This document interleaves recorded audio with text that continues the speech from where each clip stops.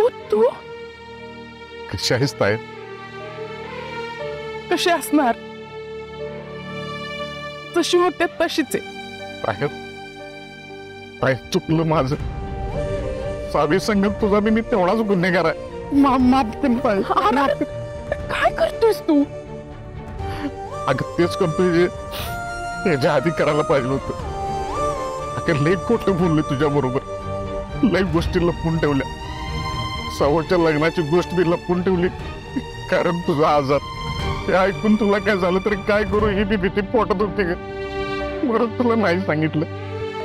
हे बघ नाही काय बोलायचं ते मला बोल. सावला काय बोलू नकोस. खरंच काय बोलू नकोस. मी माफी मागतो तुझं. अरे दीपू बास कर. रडू नकोस. मी समजू शकते तुझ्या मनाची अवस्था तेव्हा काय झाली असेल ते. सत्य लय नाजूक गोष्ट असते. आता गेले 24-25 वर्षापासून सावीपासून तिच्या जन्माचं सत्य लपवलंच की.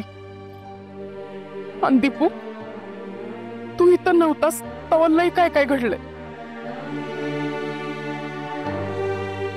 मी तिला समज सांगून टाकलं तिच्या जन्माबद्दल.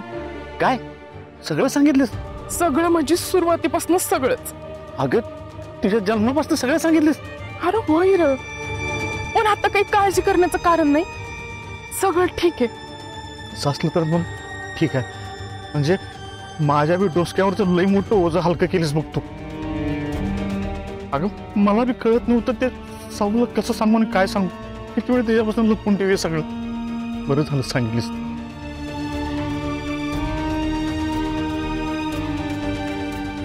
साऊ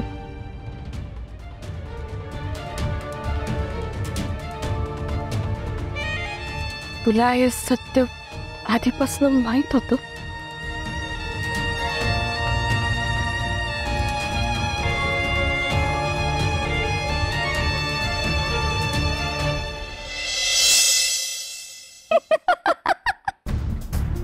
मने मने अगं त्या मने अगं काय झालंय?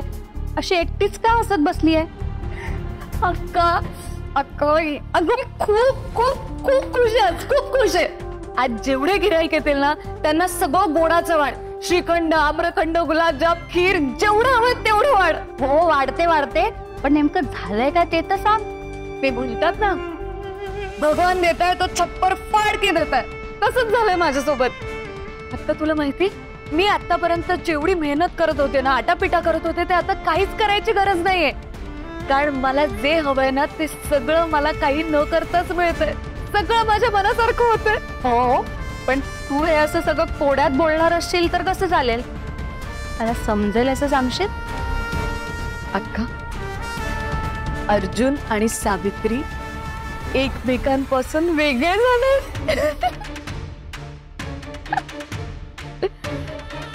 तो अर्जुन कवडीचीही किंमत देत नाही सावित्रीला. ती जेव्हापासून सावित्री त्या घरात राहायला गेली आहे ना पूर्णपणे बदलली ती. म्हणून अर्जुन अजून तिचा रागराग करतो. आता त्या दोघांचे एकत्र येणं अशक्य आहे. मीच येऊ देणार नाही त्यांना एकत्र. आकाश पाताळ एक करेन पण त्या दोघांमध्ये जी पेटलेली ठिणगी आहे ना तिचा वणवा करीन मी. असं काहीतरी करीन की त्या दोघांनी एकमेकांचं तोंड सुद्धा बघायला नको आयुष्य. म्हणे पण हे सगळं फक्त तुला वाटून काय उपयोग आहे? तुला फार काय काय वाटेल ग. पण गावातल्या लोकांनी गप्प बसायला हवं की नको? त्यांना अजूनही त्या सावीचा खूप पुळका येतोय. खूप चांगली वाटते ती त्यांना. तिच्यावरचं प्रेम उतू जातंय त्यांचं. आणि ह्या सगळ्यामुळे जर त्यांनी परत एकदा सावी आणि अर्जुनला एकत्र आणण्याचा गाठ घातला तर मग काय करणार आहेस तू? अक्का या सगळ्याचा मी खूप आधीपासूनच विचार केला. म्हणजे नक्की काय करणार आहेस म्हणे तू?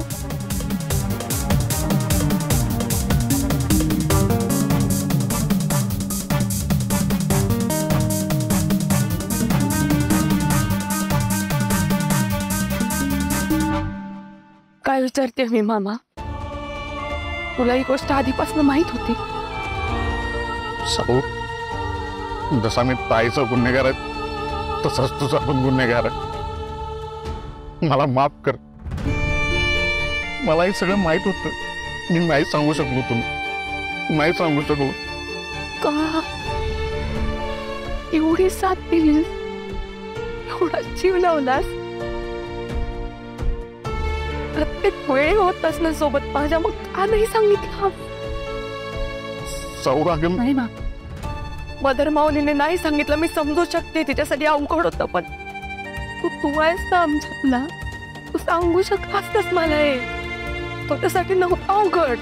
पण मी तुला विचारलं पण होतं, तिचा आणि कवठे भैरवगडचा काही संबंध आहे का, तुला काही माहित आहे का? नाही म्हणलंस मला तोंडावर. अगं साऊ, त्यावेळी मला खरंच काय माहित नव्हतं. जेव्हा तू विचारलीस ना की तू कवठे भैरवगडचा आणि ताईचा काय संबंध म्हटलीस, तो आम्ही ताईला जाऊन विचारलं.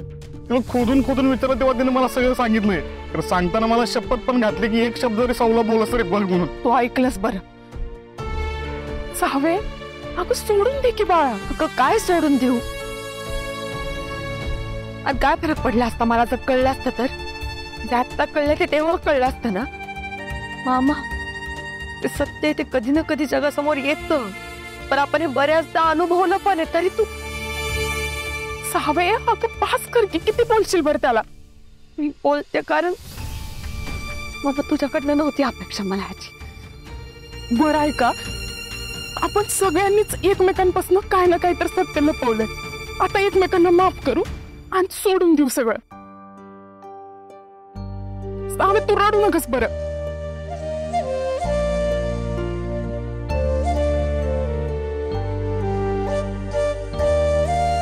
हात पाय धुवून घे. सौमी, अवकाश मध्ये राहू का? राहावं तिथं राहा. साऊ,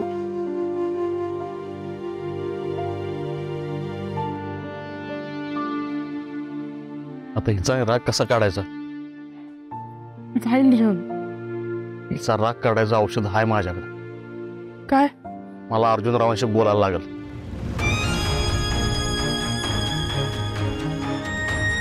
काय तू चेहरा असा का पडला? काय झालं? अर्जुनराव कुठे आहेत? आल्यापासून दिसलं नाहीत. येत आहे.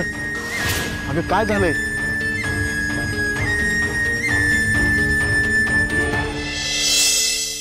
बोल पुरी, कशासाठी बोलवलं होतं आम्हाला? काय काम असतं सांग. आपल्या सगळ्यांची इच्छा होती की अर्जुनने हे इलेक्शन लढवावं. तसं त्याने फॉर्म भरला, माघार सुद्धा घेतली नाही. पण अर्जुन जसं मीटिंग मध्ये बोलला की पैशांचं गणित जरा बिघडतंय.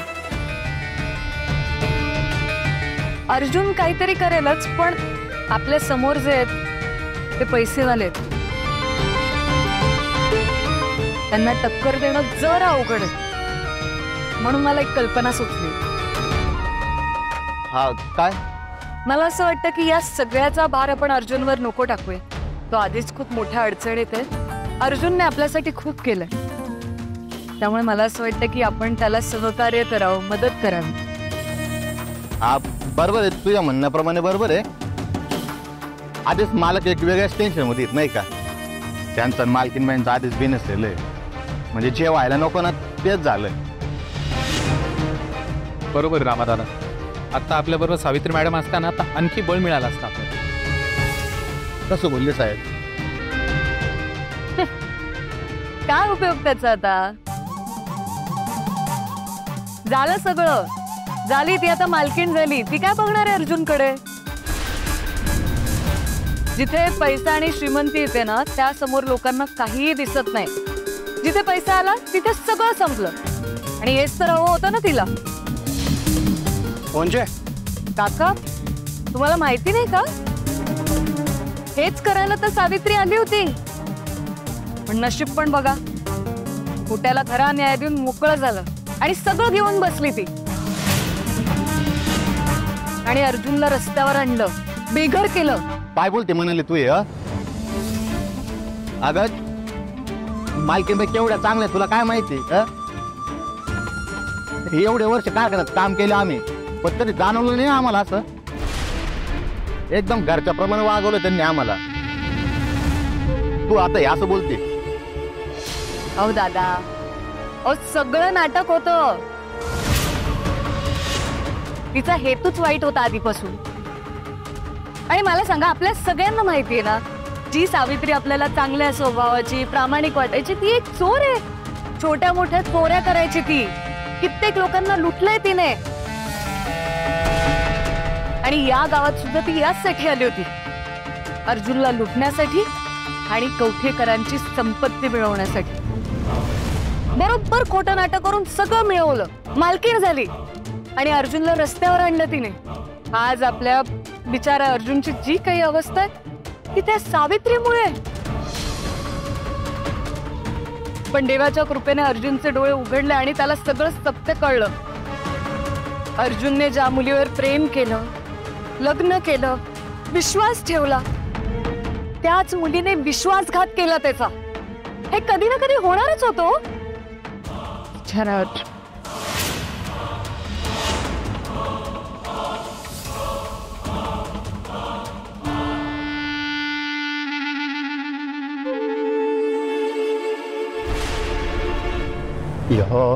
या नंदाने ना सगळा घोळ घालून ठेवलाय. अरे गरज काय होती त्या सावीची DNA टेस्ट करायची? स्वतःच तोंड काळं करून घेणार आहे ते, लक्षात ठेव. अरे सावित्री त्या भीमाबाईची पोर आहे. मग असू दे ना. म्हणून काय स्वतःच्या बापाचा माल समजले काय ती? मला सांग, हे सगळं सांभाळलंय कुणी? माझ्या बाप्पानं. एवढा सगळा टोळा सांभाळणं काय सोपं वाटलं तुला? हलकं काम आहे ते. बाया बायलात पण मध्येच आला, बसला सगळ्या संपत्तीवर पालीसारखा चिकटू. पण आता तो पण वारस नाही ना. मग मला सांग, ह्या सगळ्या मालमत्तेवर कोणाचा अधिकार पाहिजे? माझा, विद्याधर दादाचा आणि प्रियाचा. हे सगळं मी त्या सावीच्या घाच्यात जाऊन देणार नाहीच. काय ठेवू दे मग? हे बाबाई, त्या नंदासारखा काहीतरी घोळ करून ठेवशील, एक ना धड भाराभर चिंदे होतील. हे बंधू ऐक माझा, रे काहीच हाताला लागणार नाही. आम्हा माय त्या सावीला तांदळातला खडा फेकून देतात तशी या घरातनं बाहेर फेकून दिले ना, नाव बलराम लावणार ना.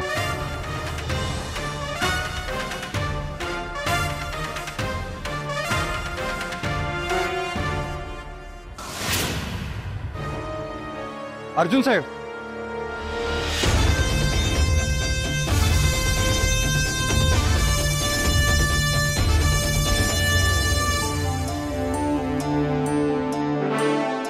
काय चाललं होतं? अरे इलेक्शन बद्दल चर्चा सुरू होती, नियोजन वगैरे. आता जस्ट मीटिंग झाली आमची. हो ना? झाली मीटिंग? माझी रामा फडके, आपण भेटूयात. मला थोडं मनालीशी बोलायचं होतं. आपण भेटू नंतर. ठीक आहे, मग आपण निघूयात. चालेल, भेटू नंतर. आणि मग काय पुढचं असेल ते नियोजन वगैरे सगळं करून घेऊ, नाही का? हा, चला चला चला निघूया.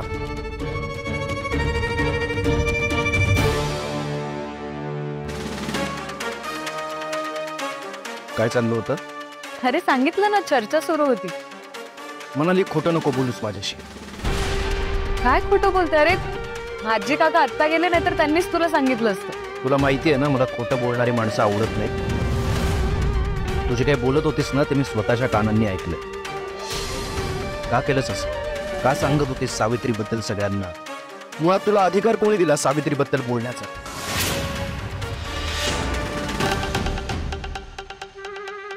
तू एवढा का चिडतोयस? पण तिच्यामुळेच तुझी अवस्था झाली ना. स्वतः जाऊन महालात राहते आणि तुला झोपडीत टाकले तिने. तिचं खरं रूप काय आहे ना, हेच सांगत होते सगळ्यांना. काय चुकलं माझं? आणि अर्जुन, सत्य कधी ना कधी लोकांसमोर येतच. ते जगापासून कधीच लपून राहत नाही. तुझ्या समोर आलंच ना. तिची खरी लायकी काय आहे ना, हेच दाखवून दिलं मी. ज्या बाईला देवी म्हणून डोक्यावर नाचवत होते, ती खरी कोण आहे हे माहितीच नव्हतं त्यांना. तुला तरी माहिती आहे सावित्री नक्की कशी आहे? आणि मुळात या सगळ्यांना सांगणारी तू कोण आहेस? एवढी मोठी फसवणूक केली आहे तिने तुझी, जगाला कळायला नको? मला नाही फरक पडत. आमच्या गोष्टी अशा जगाला सांगणारी तू कोण आहेस? तुला अधिकार नाहीये, तो कधीच नव्हता, नसणार आहे, कळलं? एक गोष्ट लक्षात ठेव, आजपर्यंत तू आउट ऑफ द वे जाऊन जी काय माझी मदत केलीस ना त्यासाठी मी ऋणी आहे तुझा. हा पण सावित्रीबद्दल वाईट बोलताना दिसलीस ना काय विसरून जाईल मी. ती माझी गुन्हेगार आहे ना, मी बघून देईन काय करायचं ते, कळलं. तुझा काही संबंध नाहीये या सगळ्याशी, नको पडूस. तुला पहिलं आणि शेवटचं सांगतोय मनाने, 4 चौघांमध्ये तिची बदनामी करताना दिसलीस किंवा माझ्या कानावर जरी आलं ना, ते माझ्या इतका वाईट माणूस कोणीच नसेल एवढं लक्षात ठेव.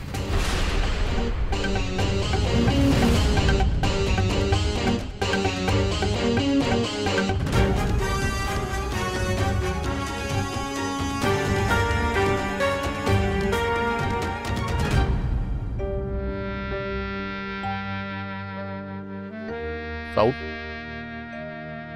अजून किती वेळा असा बोला धरणार आहेस? एवढी मोठी काय चूक केली मी? तू माझ्यावर अशी फुगून बसले असते. तुझ्या संग खोटं बोललो एवढंच नव्हतं, तू बी माझ्या संग खोटंच बोललीस की. मी काय खोटं बोलले?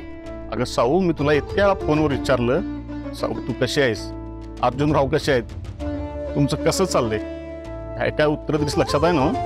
आम्ही मोठ्या बंगल्यात राहतोय, सुखाचा संसार सुरू आहे आमचा. खोटंच होतं ना सगळं? हो, मी बोलले खोटं, पण ते मुद्दाम नव्हतं. तुझी काळजी वाटत होती म्हणून नाही बोलले. आणि तुला सगळं खरं सांगितलं असतं आणि तू पटकन सगळं सोडून आला असतास तर याची भीती होती मला. आणि खरं म्हणजे मदर माऊलीला तुझी जास्त गरज होती तेव्हा मामा. मग मी तर कुठं मुद्दाम लपवून ठेवलं होतं सगळं? त्यामागे काहीतरी कारण होतंच की. मग मी पण असं फुगून बसू का तुझ्यासारखं? हे बघ साऊ, गेल्या काही दिवसात आपण सगळ्यांनीच एकमेकापासून लय गोष्टी लपवल्या.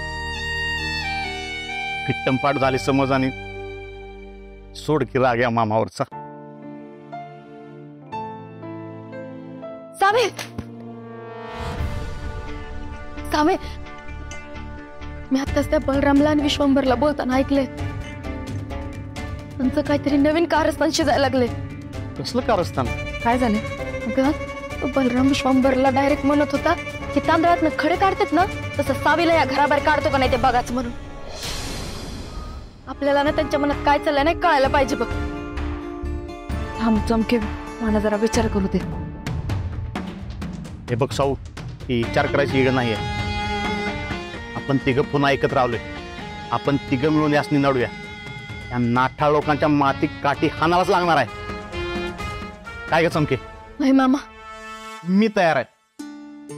मी पण. पलीकडच्या गावात जायचं असेल तर आधी अलीकडच्या गावात घुसायला लागतं, तेव्हाच आपोआप रस्ता मिळतो. म्हणजे त्या रेम्या बलरामच्या डोक्यात काय चाललंय हे जर कळून घ्यायचं असेल तर आधी विश्वंभर पर्यंत पोचायला लागतं. त्यासाठी काय करायचं हे मी सांगते तू.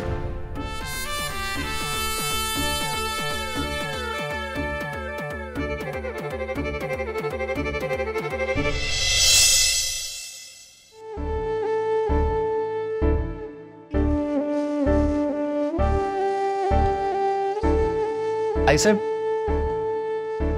आत येऊ? दीपकराव, या या. कधी आलात गावावरून? हे काय मगाशी झालो. बरं वाटलं तुम्हाला बघून. मी आता आलोयच तर माझ्या आजचं चमचमीत मेजवानी होऊन जाऊ दे की. दीपकराव, आम्ही तुम्हाला आधीच सांगितलंय तुम्ही आता आचारी नाही आहात, व्यायी आहात आमचे. सिद्धवंत झालंय अजून सिद्ध व्हायचंय.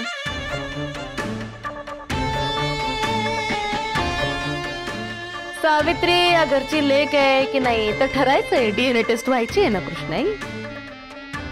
हा, मग त्याच्यानंतर तुम्ही करा काय मान सन्मान करायचा आहे तो करा. तोवर यांची लायकी या घरात नोकराचीच राहील.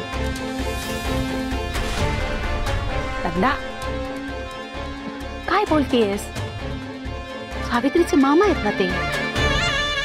नाही नाही असं असू दे की, होते त्यांच्या मनासारखं. आणि मी काय काम करायला लाजत नाही. आणि ते काय जेवण करायला काय विद्या म्हणायला लागतंय काय? हा, करतो की जेवण सगळं. नाही दीपकराव, त्यासाठी दुसरी लोक आहेत. तुम्ही कशाला त्रास करून घेताय? हो आईसाहेब, आपल्या लोकांसाठी कसला आलाय त्रास. मस्तपैकी जेवण करतो बघा. दीपकराव, आम्ही नाही म्हणालो ना? अजिबात नाही. बरं सगळं जेवण राहू दे, मस्तपैकी भजी करतो. भजी हा, सगळ्यांना माझ्या आजची भजी आवडतात, तेव्हा तर नाही मग कसा. ठीक आहे, आता तुमची एवढीच इच्छा आहे तर करा भजी. ठरलं तर मग आज दीपकराव भजी करतील.